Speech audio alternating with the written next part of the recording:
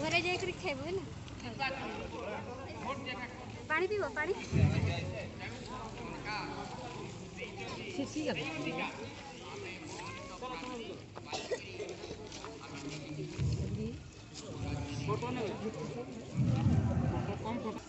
आमे जो कर्म करवा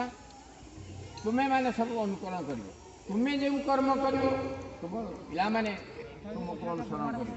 तेणु तुम्हें भल कम कर भल मनीष हो देश जातिर उन्नति कर किंतु गोटे कथा तुम्हें जदि असत पथ